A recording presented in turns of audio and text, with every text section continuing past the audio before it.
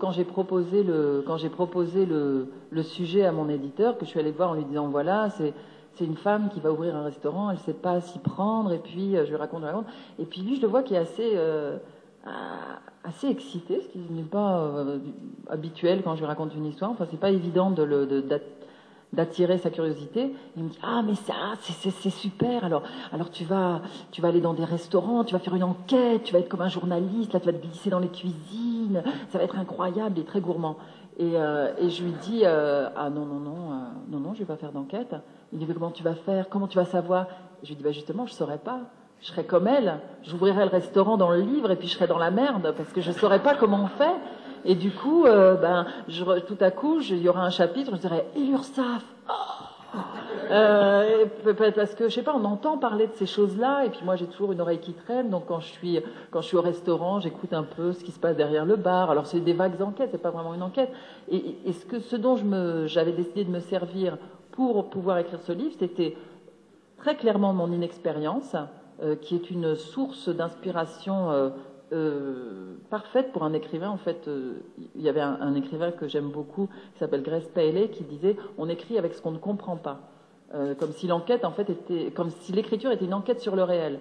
Du coup, je me suis dit bon bah voilà, l'enquête je vais la faire dans le livre, quoi. Je vais ouvrir le restaurant, on verra bien ce qui se passe. Mais j'avais quand même une petite expérience. Et c'est là que l'autobiographie, la grande, la chérie, celle que tout le monde aime et qui fait qu'on peut écrire sur le livre inspiré d'une histoire vraie et qui fait qu'il se vend 2 fois mieux. Donc je propose qu'on mette un bandeau. Voilà, inspiré d'une histoire vraie.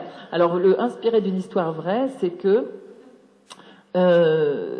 j'ai cuisiné pour des collectivités, mais c'était pas du tout. Elle a dit qu'elle a travaillé dans un cirque, mais moi c'est un peu près, ça y ressemble. J'ai travaillé dans le cinéma et en fait, soi-disant, j'ai écrit des scénarios, mais en fait, je faisais la cuisine. Et donc, je me suis retrouvée quand j'avais une vingtaine d'années à cuisiner pour des équipes de cinéma. C'était mon mari qui réalisait le film et il m'avait dit c'est très important que cette équipe mange bien parce que personne n'est payé. Et moi, je ne savais pas faire à manger, mais je ne l'avais pas dit à mon mari qui ne s'en était pas vraiment rendu compte. Et donc, j'ai dit ouais. Et donc, il y avait 60 personnes, je crois que c'était un projet très très ambitieux, parce qu'on a un petit côté mégalo comme ça dans la famille. Et donc, je me suis retrouvée à devoir nourrir ces 60 techniciens et comédiens très exigeants, parce qu'il paraît que les cantines de cinéma, oulala, c'est très bon, etc. Et donc, j'ai fait n'importe quoi, mais vraiment n'importe quoi.